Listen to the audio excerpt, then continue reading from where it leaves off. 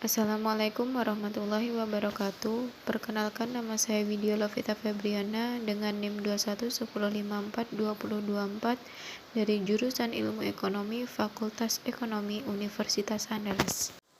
Baiklah, saya akan menjelaskan tentang teori Keynes. Tokohnya yaitu John Maynard Keynes. Teori Keynes adalah sebuah teori ekonomi yang didasarkan pada ide ekonom Inggris zaman ke-20, J.M. Keynes. Teori ini mempromosikan sebuah ekonomi campuran, di mana sama berat negara maupun sektor swasta memegang peran penting.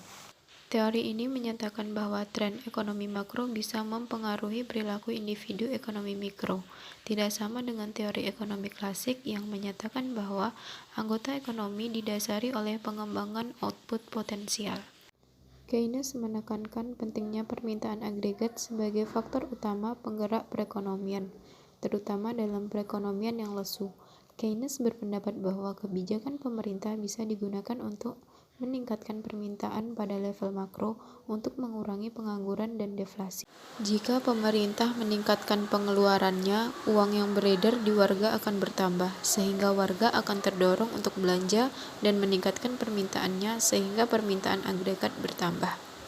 Selain itu, tabungan juga akan meningkat sehingga bisa digunakan sebagai modal investasi dan kondisi perekonomian akan kembali ke tingkat normal.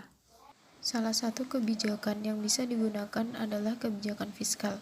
Filosofi kebijakan fiskal didasari oleh teori Keynes yang lahir sebagai reaksi atas depresi besar yang melanda perekonomian Amerika pada tahun 30-an.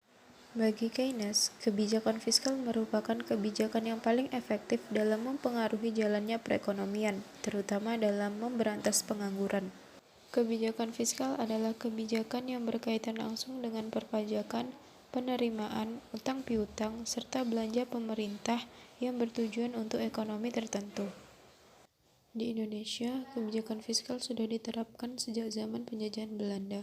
Saat ini, pemerintah mengeluarkan berbagai kebijakan fiskal guna menangani berbagai masalah yang ada karena pandemi COVID-19.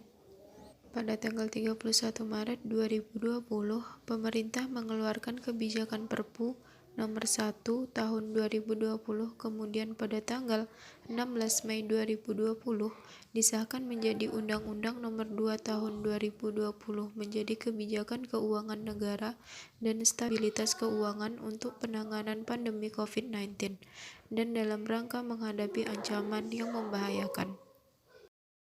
Peraturan ini bertujuan memberikan kepada badan usaha untuk tetap mempertahankan dan mengembangkan di situasi pandemik. Pemerintah memberikan keringanan bagi badan usaha berupa pengurangan beban pajak secara bertahap. Tarif pajak penghasilan badan usaha yang sebelumnya sebesar 25% diturunkan menjadi 22% untuk tahun 2020 dan 2021, kemudian diturunkan lagi menjadi 20% pada tahun 2022. Bentuk implementasi lainnya dalam penanganan dampak ekonomi di masa pandemi adalah melalui pelaksanaan bansos, yang dimaksudkan untuk membantu ekonomi masyarakat agar konsumsi dan daya belinya tetap kuat.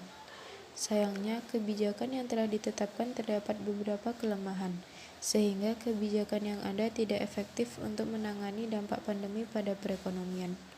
Seperti insentif pajak yang dikeluarkan pemerintah masih memprioritaskan perusahaan besar dan bermasalahnya dalam pelaksanaan bansos.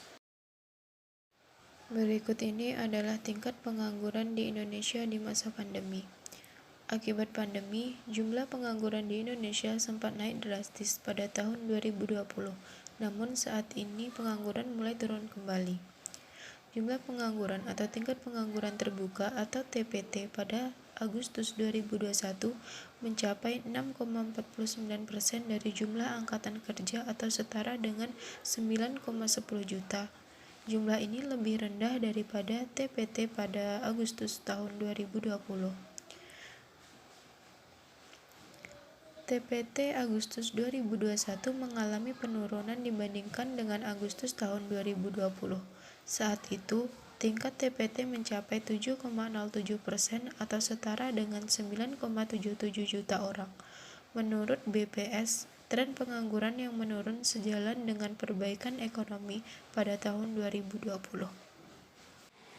Itulah materi yang dapat saya sampaikan. Apabila ada kesalahan, saya mohon maaf. Wassalamualaikum warahmatullahi wabarakatuh.